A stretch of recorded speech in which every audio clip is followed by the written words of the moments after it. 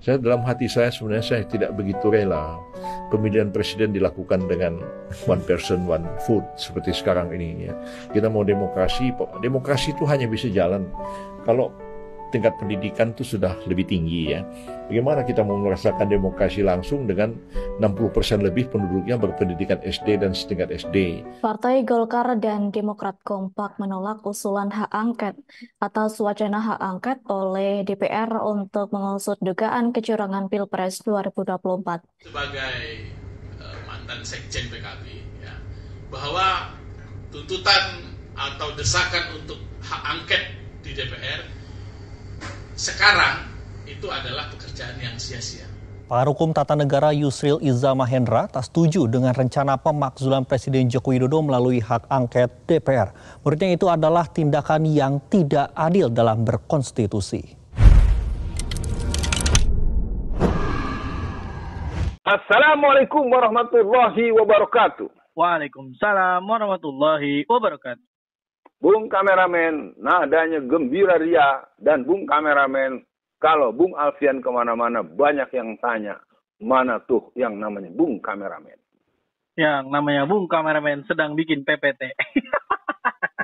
Ya, Bung Alfian, kita kan sedang ramai tentang hak angket nih Bung Alfian.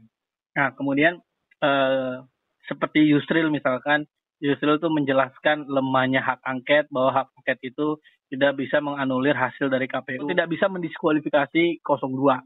Nah, kemudian Mahfud MD juga menyampaikan hal yang sama. Tapi saya melihat kalau Mahfud MD, karena dia bicaranya sebagai pribadi, Bung Alfian, bukan mewakili partai. Jadi dia juga kalau mendukung hak angket, juga nggak punya power gitu kira-kira. Nah, yang unik adalah Jimli nih, Bung Alfian. Jimli buka suara soal hak angket, Jokowi tak perlu khawatir. Nah, Jimli ini kan ketua MK yang dulu memberikan vonis bersalah melanggar kode etik bagi Paman Usman kan. Nah, berarti kalau hawa-hawanya Jimli kayak begini, Paman Usman bisa balik lagi nih. Jadi gimana nih Bung Alfian?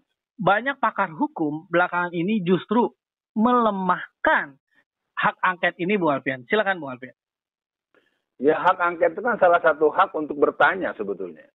Dengan ada pertanyaan kan ketahuan jawabannya, kemana alurnya. Jadi sebenarnya kalau menurut saya, menggunakan para profesor-profesor atau guru-guru besar ilmu tata negara ini, sebenarnya salah satu cara dari kelompok-kelompok yang ketakutan. Dan orang-orang ini juga dipertanyakan, kenapa mesti ngomongnya ke situ? Siapa yang berurusan dengan proses pembatalan segala macam? Kita ingin menanyakan, betulkah pemilu dilakukan dengan cara curang? Betulkah server kita berada di Cina? Betulkah begini dan begitu? Betulkah ada satu TPS yang suaranya bisa sampai 136 ribuan? Bahkan di tempat lain ada yang sampai satu TPS untuk paslon 02 itu sampai 500 ribu pemilihnya. Padahal orang tahu di tiap TPS itu hanya ada 300 suara plus 6. Paling banyak tuh 306, bukan puluhan ribu. Nah, kalau keberadaan Yusril, Jimli, dan Mahfud MD, kita akan ketemu lagi sederet nama-nama yang lain. Sekarang kalau hak angket itu tidak perlu ditakuti, kenapa dihalangi? Gitu aja, karena biar saja hak angket dilakukan. Yang sekarang yang diperlukan buat pemirsa adalah kemauan teman-teman dari PDIP untuk mengikuti arahan dari ibunya. Karena ibunya sudah total bulat 100% mendukung penuh yang namanya hak angket. Ini menarik dan saya pikir buat pemirsa biar tahu bahwa untuk hak angket ini, Ibu Megawati sebagai Ketua Umum PDIP sudah mantap bulat 100% mendukung diselenggarakannya hak angket. Itu satu. Yang kedua, bahwa partai-partai pengusung 01, ada 3 partai, diakumulasi suara mereka itu 300 sekian belas. Artinya punya daya kompetisi yang luar biasa. Jadi hak angket ini adalah satu hal yang wajar, biasa, orang punya keperluan menanyakan langsung kepada yang bersangkutan tentang hal-hal yang ingin dipertanyakan. Bahwa nanti hak angket ini akan mendalami berbagai persoalan-persoalan yang kemudian berkembang menjadi situasi tertentu, ya kalau memang itu melanggar hukum, ya harus didekati dengan pendekatan hukum. Kalau dia melanggar ketentuan-ketentuan yang pernah dirumuskan oleh DPR sendiri, ya harus diingatkan kembali ada peraturan yang pernah disusun dan itu bertentangan dengan apa yang dilakukan oleh pihak-pihak tertentu sehingga munculnya gagasan dan keinginan diselenggarakannya hak angket tersebut. Gitu, Bung Kameramen. Ya, Bung Alfian, memang kalau soal Jimli, Bung Alfian, ternyata dia orang yang saya lihat ada di tengah nih sedikit gitu. Jadi dia menyarankan hak angket ini diterima, Bung Alfian. Dalam artian karena selama 10 tahun Jokowi menjabat ini belum pernah ada hak angket yang digunakan. Nah, mungkin Pak Jimli ini kali, Bung Alfian, mencoba untuk netral karena kan anaknya beliau kan sukses. Ya mudah-mudahan semua orang tergerak hatinya untuk hak angket ini digulirkan. Nah, Bu Alfian, kemudian kalau kita menyimak channelnya Bang Refli Harun, Yusril ini lucu nih, Bu Alfian. Yusril ini dulu beberapa tahun yang lalu waktu mendukung Prabowo juga, dia menyampaikan bahwa ada banyak kecurangan pada pemilu. Nah, kemudian dia juga menyampaikan bahkan dia setuju untuk menggunakan hak angket. Nah, ini kan ada ketidakkonsistenan Yusril dulu dan sekarang. Nah, kalau sekarang tuh seolah-olah hak angket itu tidak berguna, seolah-olah hak angket itu tidak berpower. Nah, mungkin apa nih? Katanya kan Bu Alfian sempatlah berdiskusi dengan Bang Yusril. Apa mungkin yang ingin dia lakukan? Apa mungkin PBB ingin merubah PBB menjadi LBH-nya Jokowi, Bu? Ya, yang jelas sesungguhnya yang namanya Bapak Profesor Dr. Yusril Iza Mahendra itu sangat memahami bahwa hak angket itu satu ketentuan hukum atau satu mekanisme yang diperbolehkan. Bahkan untuk yang sama pada 5 tahunan yang lalu justru Pak Yusril sendiri setuju, bahkan meminta, bahkan mengusulkan, malah berpandangan bahwa perlu ditempuhnya hal yang bernama hak angket.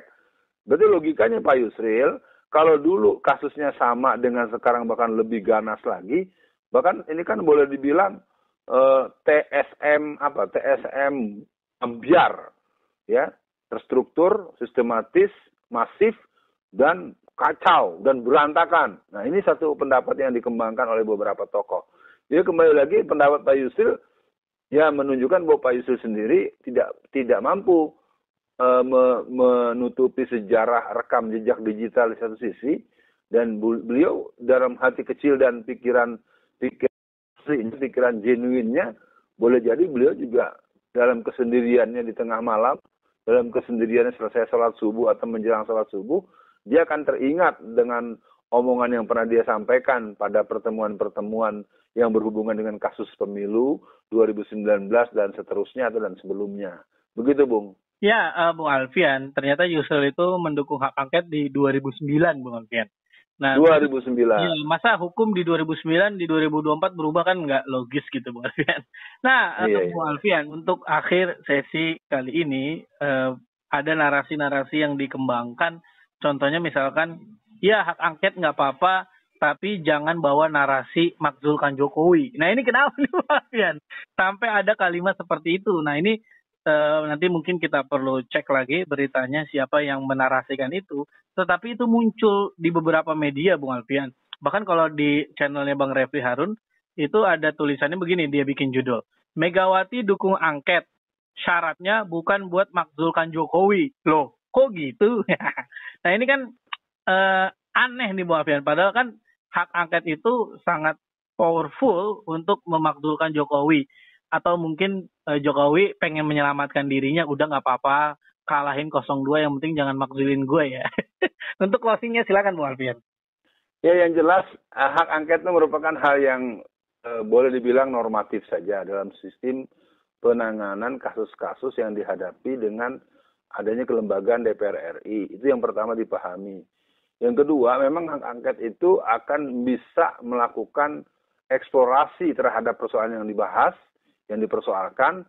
Ya, kalau nanti ujungnya adalah memakzulkan Jokowi, yang ujungnya adalah berhubungan dengan mendiskualifikasi 02, itu menurut saya ya harus dilihat sebagai sebuah konsekuensi logis. Iya, betul. Nah, kalau ada orang menyuruh-nyuruh tapi memberikan batasan-batasan, berarti ya Anda ini sebenarnya membohongi diri sendiri, tidak mampu memahami bahwa sebuah proses pendalaman terhadap sebuah persoalan, dia bisa membuat kita punya langkah berikut.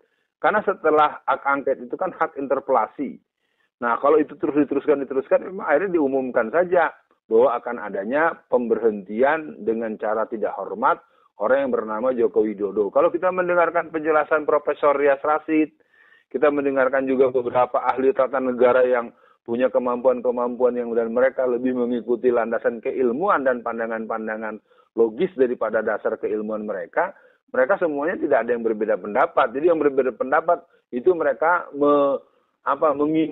mengingkari hati nuraninya dan mengingkari rasa batinnya sendiri gitu, Bung Kameramen. Sebagai penutup, buat seluruh masyarakat, mari kita dorong agar PDIP mantap, ikuti arahan Ibu agar bisa membuat proses penyelenggaraan hak angket ini dimotori oleh PDIP, diikuti dan didukung oleh partai-partai pengusung 01, yaitu PKS, Nasdem, dan PKB, serta partai-partai pengusung 03.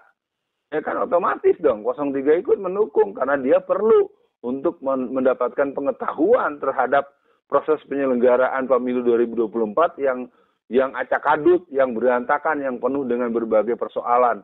Sekian dibacain berita, Bung Kameramen, kita jumpa di berita-berita berikutnya. Assalamualaikum warahmatullahi wabarakatuh.